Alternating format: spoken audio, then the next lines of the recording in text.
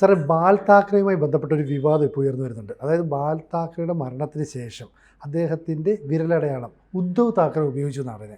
വാസ്തവം ഉണ്ടോ അതിൽ? അതായത് ഈ വിരലടയാളം എടുത്തു വച്ചിരുന്നു. കാരണം അദ്ദേഹം ബോധമില്ലാതെയാണ് കിടന്നിരുന്നത് അവസാന കാലം, കുറെ കാലം. ആ സമയത്ത് വിരലടയാളം എടുത്തിട്ട് ഈ വിൽപത്രത്തിൽ, അതായത് ബാൽ താക്കറയുടെ എന്നുള്ള പേരിലൊരു വ്യാജ വിൽപത്രം ഉണ്ടാക്കിയിട്ട് ആ വിൽപത്രത്തിൽ ബാൽ താക്കറയുടെ വിരലടയാളം മരണത്തിന് ശേഷം ഉപയോഗിച്ചു എന്ന് ഷിൻഡെ സേനയുണ്ടല്ലോ, ഷിൻഡെ സേനയുടെ നേതാവ് രാംദാസ് കദം ആരോപിച്ചിട്ടുണ്ട്. ഇപ്പോൾ മുമ്പും ഈ വിൽപത്രത്തിനെ പറ്റി ഈ കുടുംബത്തിൽ നിന്ന് അകന്നു കഴിയുന്ന വേറൊരു മകനുണ്ട്, ജയദേവ് താക്കറെ എന്ന് പറഞ്ഞിട്ട്. ബാൽ താക്കറെയും നിന്നും അകന്നുപോയ ഒരാളാണ് ഈ ജയ്ദേവ് താക്കറെ. ജയ്ദേവ് താക്കറെയും വിൽപത്രത്തിനെ പറ്റി നേരത്തെ ആരോപണം ഉന്നയിക്കുകയും മറ്റേ കോടതിയിൽ പോവുകയൊക്കെ ചെയ്തിരുന്നു. കാരണം അയാൾക്കൊന്നും നീക്കി വെച്ചിരുന്നില്ല. അതുകൊണ്ട് ഇത് വ്യാജ വിൽപത്രമാണ്, ഇത് റദ്ദാക്കണം, പ്രൊബേറ്റ് ചെയ്യരുത് എന്ന് പറഞ്ഞിട്ട് കോടതിയിൽ ജയ്ദേവ് താക്കറെ പോയിരുന്നു. ഉദ്ധവുമായിട്ടൊന്നും ബന്ധമില്ലാത്ത ആളാണ് ജയ്ദേവ് താക്കറെ. പക്ഷെ പിന്നീട് 2018 ജയ്ദേവ് താക്കറെ ആ കേസ് ദുരൂഹ സാഹചര്യത്തിൽ പിൻവലിച്ചിരുന്നു. എനിക്ക് തോന്നുന്നത് ഉദ്ധവ് താക്കറെയൊക്കെ കൊണ്ടുപോയി കുറച്ച് ചില്ലറ കൊടുത്ത് ഒതുക്കിയതായിരിക്കും, ഒന്ന് പിൻവലിച്ചാൽ ഇത്ര തരാം എന്ന് പറഞ്ഞിട്ട്. പക്ഷെ അന്നും ഈ ബാൽ താക്കറെ മരിച്ച ശേഷം ആണ് വിൽപത്രത്തിൽ വിരലടയാളം ഉപയോഗിച്ചതെന്ന് ജയ്ദേവ് താക്കറെ കോടതിയിൽ ആരോപിച്ചിരുന്നില്ല കേസിൽ. ഇപ്പോഴാണ് ഇത് ഈ അന്തഃപുര രഹസ്യം പുറത്തു വരുന്നത്. അപ്പോൾ രാംദാസ് കദം പറയുന്നത് എന്താണെന്ന് വെച്ച് കഴിഞ്ഞാൽ, ബാൽ താക്കറെ മരിച്ച ശേഷം ജഡം ഒരു ദിവസം വെച്ചു. അപ്പം തന്നെ പുറത്തുനിന്നൊന്നും ആരും വരാനില്ല, അപ്പം തന്നെ ശവദാഹം നടത്താവുന്നതാണ് ആ ദിവസം തന്നെ. പക്ഷെ ജഡം ഒരു ദിവസം വെച്ചു.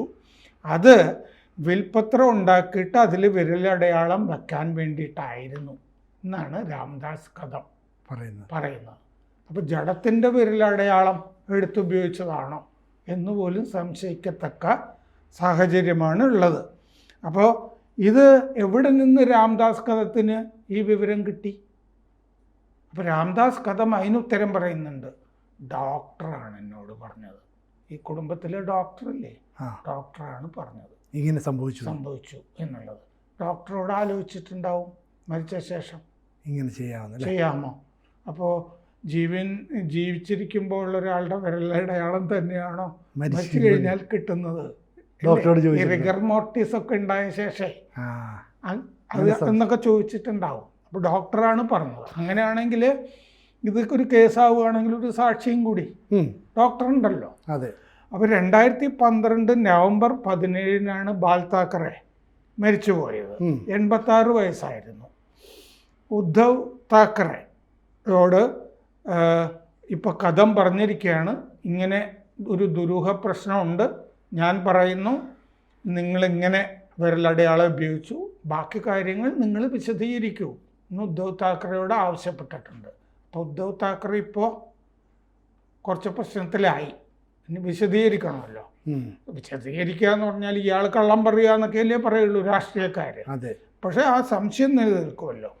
അപ്പോൾ ഇനിയും നിങ്ങളത് വിശദീകരിച്ചില്ലെങ്കിൽ ഞാൻ ഇനിയും കൂടുതൽ കാര്യങ്ങൾ വെളിപ്പെടുത്തും എന്നൊരു ഈ രാംദാസ് കദത്തിൻ്റെ ഭീഷണിയും കൂടിയുണ്ട്. അപ്പം ഇനിയും കാര്യങ്ങൾ പുറത്തു വരാൻ ഉണ്ട് എന്നർത്ഥം. ഇതൊരു സൂചന മാത്രമാണ്, ഇത് പ്രൊമോ മാത്രമാണ്. സിനിമ പുറകെ വരാനിരിക്കുന്നേ ഉള്ളൂ എന്നും രാംദാസ് കദം പറഞ്ഞിട്ടുണ്ട്. സിനിമ വരാനിരിക്കുന്നേ ഉള്ളൂ, ഇത് ട്രെയിലറാണ് അതാണ് പറയുന്നത് എന്ന് പറഞ്ഞിട്ടുണ്ട്. അപ്പോൾ ഒരുപാട് വർഷങ്ങൾ ഞങ്ങൾ മൗനം പാലിച്ചതാണ്. പക്ഷേ ഇപ്പോൾ ഞാനിത് പറയാനുള്ള കാര്യം, ഉദ്ധവിൻ്റെ വിഭാഗം എൻ്റെ മകനെ ടാർഗറ്റ് ചെയ്യുന്നുണ്ട്. അതുകൊണ്ടാണ് ഞാനിത് വെളിപ്പെടുത്തുമെന്ന് കഥം വെളിപ്പെടുത്തുന്നുണ്ട്. അപ്പോൾ രാംദാസ് കദത്തിൻ്റെ മകൻ്റെ രാഷ്ട്രീയ ഭാവി കളയാൻ ഉദ്ധവ് താക്കറെ വിഭാഗം ശ്രമിക്കുമ്പോൾ ഇത് വെളിപ്പെടുത്തുകയാണ്, കൂടുതൽ കാര്യങ്ങൾ വെളിപ്പെടുത്തും എന്ന് രാംദാസ് കദം പറയുന്നു. ഈ ബാൽ താക്കറെക്ക് ജയ്ദേവ് താക്കറെ എന്ന് പറഞ്ഞൊരു മകൻ ഉണ്ടായിരുന്നു. പൊതുവെ ഇവിടെയൊന്നും അറിയപ്പെടുന്ന ആളല്ല. അങ്ങേര് വിൽപ്പത്രത്തിനെതിരെ ഞാൻ പറഞ്ഞല്ലോ നേരത്തെ കേസ് കൊടുത്തിരുന്നു. ഉദ്ധവ് താക്കറെ അമിത സ്വാധീനം, അതായത് രണ്ട് കാര്യങ്ങൾ. ഒന്ന്, ബാൽ താക്കറയ്ക്ക് വലിയ ബോധം ഉണ്ടായിരുന്നില്ല അവസാന കാലത്ത്. രണ്ട്, ഉദ്ധവ് താക്കറയ്ക്ക് അമിതമായ സ്വാധീനം ബാൽ താക്കറയിൽ ഉണ്ടായിരുന്നു. ബാക്കി എല്ലാവരെയും അകറ്റിയിട്ടേ ഈ പരിതോഷണമൊക്കെ പറഞ്ഞു കൊടുത്തിട്ട് ജയദേവ് അങ്ങനെയാണെന്നൊക്കെ പറഞ്ഞിട്ട് ബാക്കി എല്ലാവരെയും വെറുപ്പിച്ചിട്ട് ഉദ്ധവ് താക്കറെ ഒരു അമിത സ്വാധീനം ചെലുത്തിയിരുന്നു. അതിൻ്റെ കാരണം സത്യത്തിൽ എനിക്കറിയാമെങ്കിലും അത് പറയാൻ കൊള്ളുന്നതല്ല. എന്താണെന്ന് വെച്ചാൽ ഉദ്ധവ് താക്കറെയുടെ ഭാര്യയുമായി ബന്ധപ്പെട്ടതാണ്. അത്രേ എനിക്ക് പറയാൻ പറ്റുള്ളൂ. അപ്പോൾ ഉദ്ധവ് താക്കറെക്ക് അമിത സ്വാധീനം വരുന്നു എന്ന് പറഞ്ഞാൽ ഉദ്ധവ് താക്കറെയുടെ ഭാര്യ വഴിയാണ് അമിത സ്വാധീനം എന്നും മനസ്സിലാക്കിയാൽ മതി. അതുകൊണ്ട് വിവരമുള്ളവർക്കൊക്കെ ഊഹിക്കാമെന്ന് ഞാൻ കരുതുന്നു. അപ്പോൾ വിൽപ്പത്രം ഉണ്ടാക്കിയപ്പോൾ താക്കറേക്ക് ബോധമുണ്ടായിരുന്നില്ല. ഇതാണ് രാംദാസ് കഥവും. അത് മറ്റേ ജയ്ദേവ് താക്കറെയും നേരത്തെ പറഞ്ഞിട്ടുണ്ട്. വിൽപ്പത്രം ഉണ്ടാക്കുന്ന സമയത്ത് അദ്ദേഹത്തിന് സാമാന്യ ബോധമൊന്നും ഉണ്ടായിരുന്നില്ല. ജയ്ദേവ് താക്കറെ കേസ് പിന്നെ പിൻവലിച്ചത് ഏത് സാഹചര്യത്തിലാണെന്ന് അറിയില്ല. പക്ഷെ കഥ പറയുന്നത് മരണാനന്തരമാണ് വിരലടയാളം. അപ്പോൾ മരണാനന്തരമാണ് വിൽപ്പത്രവും ഉണ്ടാക്കിയിരിക്കുകയാണ്. അപ്പോൾ ഉദ്ധവിൻ്റെ വിഭാഗത്തിലെ MLA ഭാസ്കർ യാദവ് ഈ കഥത്തിൻ്റെ ആരോപണം തള്ളി രംഗത്ത് വന്നിട്ടുണ്ട്. എന്നിട്ട് രാംദാസ് കഥത്തിനെതിരെ ഈ ഭാസ്കർ യാദവ് പറയുന്നത് അവൻ ഭാര്യയുടെ പേരിൽ ഡാൻസ് ബാർ നടത്തുന്ന ഒരുത്തനാണ്, അവനൊന്നും ഗൗരവത്തിൽ ഞങ്ങൾ എടുക്കുന്നില്ല എന്ന്. രാംദാസ് കഥം ഡാൻസ് ബാർ, മുംബൈയിൽ ധാരാളം ഡാൻസ് ബാറുകൾ ഉണ്ടല്ലോ.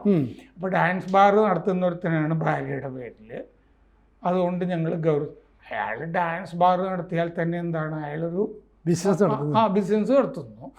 അതുകൊണ്ട് ഡാൻസ് ബാർ നടത്തുന്നു എന്ന് പറയുന്നത് അവിടെ ഒരുപാട് പേര് നടത്തുന്നില്ല, അതൊരു ബിസിനസ് അല്ലേ. അതുകൊണ്ട് അയാൾ പറയുന്നൊരു വസ്തുത കണക്കിലെടുക്കാതിരിക്കേണ്ട കാര്യമൊന്നുമില്ല. ജയ്ദേവ് താക്കറയുടെ കേസ് 2018 നവംബർ 1 അയാൾ പിൻവലിക്കുന്നത്. 2018. മറ്റേ മരണം 2012 6 കൊല്ലത്തിന് ശേഷമാണ് വിത്ഡ്രോ ചെയ്യുന്നത്. ഹൈക്കോടതിയിലാണ് കേസ് കൊടുത്തിരുന്നത്. 2011 ഡിസംബർ 13 കേസ് കൊടുത്തത്. അപ്പോൾ കുടുംബത്തിൽ നിന്ന് അകന്ന ആളായിരുന്നു ജയ്ദേവ് താക്കറെ. അയാൾക്ക് ഒന്നും നീക്കി വെച്ചിട്ടില്ല വിൽപ്പത്രത്തിൽ. അത് തന്നെ സംശയാസ്പദമാണല്ലോ. അപ്പോൾ താക്കറെ മരിച്ച 2012 നവംബറിന് ശേഷമാണ് കേസ് കൊടുക്കുന്നത്. അപ്പോൾ അതിൽ പറഞ്ഞിട്ടുണ്ട് താക്കറേക്ക് ബോധമുണ്ടായിരുന്നില്ല, ഉദ്ധവ് താക്കറെ സ്വാധീനിച്ചു എന്നുള്ള കാര്യങ്ങൾ. മൂന്നാമതൊരു മകനുണ്ട് താക്കറേക്ക്, ബാൽ താക്കറേക്ക്, ബിന്ദു മാധവ്.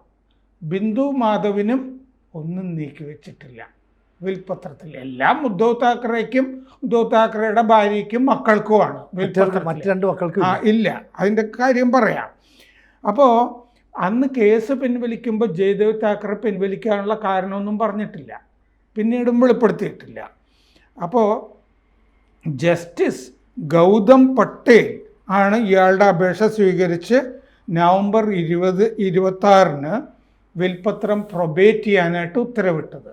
അത് കോടതിയിൽ കേസ് വന്നു കഴിഞ്ഞാൽ ഇത് പ്രൊബേറ്റ് ചെയ്യുക, അതായത് കോടതിയുടെ സീൽ വെച്ചിട്ട് ഇതിനെതിരെ കേസൊന്നുമില്ല എന്നിട്ടൊരു സീൽ വെക്കുന്നതാണ് ഈ പ്രൊബേറ്റ് ചെയ്യുക എന്ന് പറയുന്നത്. വിൽപ്പത്രം അങ്ങനെ ചെയ്യണം എന്നുണ്ട്, പ്രൊബേറ്റ് ചെയ്യുക എന്നുള്ളത്. ഇന്ദിരാഗാന്ധിയുടെ വിൽപ്പത്രത്തിനെ പറ്റിയും ചില ആരോപണങ്ങളുണ്ട്. അപ്പോൾ ഉദ്ധവ് താക്കറേക്കും അയാളുടെ കുടുംബത്തിലെ 4 പേർക്കുമാണ് ഈ സ്വത്ത് മുഴുവൻ ഏതാണ്ട് നീക്കി വച്ചിരിക്കുന്നത്. വിൽപ്പത്രം സംശയാസ്പദമാണ്. ബാന്ദ്രയിലാണ് മാധോശ്രീ എന്ന് പറഞ്ഞ വീട് ബാൽ താക്കറെ താമസിച്ചിരുന്നത്. ആ മാധോശ്രീയിലെ 1ാം നില ഒഴിച്ച് ബാക്കി മുഴുവൻ ഉദ്ധവ് താക്കറേക്കും കുടുംബത്തിനുമാണ്. അപ്പോൾ ഈ 1ാം നില ആർക്കാണെന്നുണ്ടല്ലോ. ഈ 1ാം നില ഈ ജയ്ദേവ് താക്കറയുടെ മകൻ ഐശ്വര്യ മകൻ്റെ പേരാ, ഐശ്വര്യ സ്ത്രീയുടെ പേരല്ല.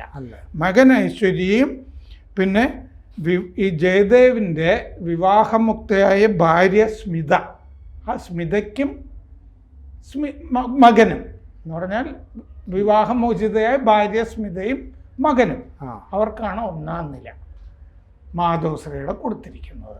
ബാക്കി മുഴുവൻ ഉദ്ധവ് താക്കറേക്കാണ്. അപ്പോൾ ആ ഉദ്ധവ് താക്കറയുടെ വിൽപ്പത്രം ഒരു വിവാദ വിഷയമായി വീണ്ടും ഉയർന്നു വന്നിരിക്കുന്നു. ഒരു തവണ കേസായിട്ട് വന്നു.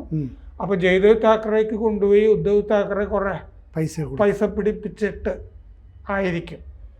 ഇപ്പോൾ വേറെ 2 ബ്രദേഴ്സ് മറ്റേ ബന്ധുക്കൾ ശിവസേന ഒന്നിച്ച് ചേരുന്ന ഒരു പൊറാട്ട് നാടകമൊക്കെ അടുത്ത കാലത്ത് നടന്നതാണല്ലോ. അതൊരു സ്ഥലത്തും എത്തിയില്ല. MNS എന്ന് പറഞ്ഞ പാർട്ടി ഇതുമൊക്കെ ആയിട്ട് ചേരുന്നു, സഖ്യത്തിൽ വരുന്നു, അവിടെ മുംബൈ കോർപ്പറേഷൻ തെരഞ്ഞെടുപ്പിൽ ഒന്നിച്ചു വരുന്നു എന്നൊക്കെ പറഞ്ഞിട്ടൊരു നാടകം അടുത്ത കാലത്തുണ്ടായിരുന്നു. അപ്പോൾ ഇത് വലിയൊരു പ്രശ്നമായിട്ട് വന്നിരിക്കുന്നു കുടുംബത്തിൽ. ശരിക്കും പറഞ്ഞാൽ ഈ ഉദ്ധവ് താക്കറെക്കെതിരായിട്ട് ഇനിയും ഈ എതിർപക്ഷം ഈ ആരോപണം ഉയർത്തിപ്പിടിച്ചുകൊണ്ട് വലിയ രാഷ്ട്രീയ കോലാഹലങ്ങളൊക്കെ ഉണ്ടാക്കാനുള്ള സാധ്യതയില്ല. ഇത് വലിയ ആരോപണമല്ലേ? ഇത് വലിയ ആരോപണമാണ്. അപ്പോൾ BJP ഇത് ഏറ്റുപിടിക്കുന്നുള്ള കാര്യത്തിലൊന്നും സംശയമില്ല. കാരണം BJPയെ സംബന്ധിച്ച് ഈ കാര്യത്തിലൊരു അന്വേഷണം പ്രഖ്യാപിക്കാമല്ലോ. അതെ, ഇങ്ങനെ മാത്രമല്ല മറ്റ് ഈ കുടുംബത്തിലെ അംഗങ്ങൾക്കും ആവശ്യപ്പെടാം. ജയ്ദേവ് താക്കറേക്ക് അന്ന് കാശ് കൊടുത്ത് അമുക്കിയിട്ടുണ്ടെങ്കിൽ പോലും എന്തെങ്കിലും എഴുതി വാങ്ങിച്ചിട്ടില്ല എങ്കിൽ ജയ്ദേവ് താക്കറേക്ക് ഇനിയും രംഗത്ത് വരാം, ഇല്ലേ? എന്തെങ്കിലും കിട്ടുന്നുള്ളൊരു പ്രതീക്ഷ വരുമല്ലോ. ഡോക്ടർ ആണ് എന്നോട് പറഞ്ഞതെന്ന് രാംദാസ് കദം പറഞ്ഞിട്ടുണ്ട്. അപ്പോൾ ഡോക്ടറുടെ മൊഴി എടുക്കാം. ഒരു അന്വേഷണ സംഘത്തിനെ BJP സർക്കാരിന് എന്താ പറയുക രൂപീകരിക്കാം, കൊണ്ടുവരാം.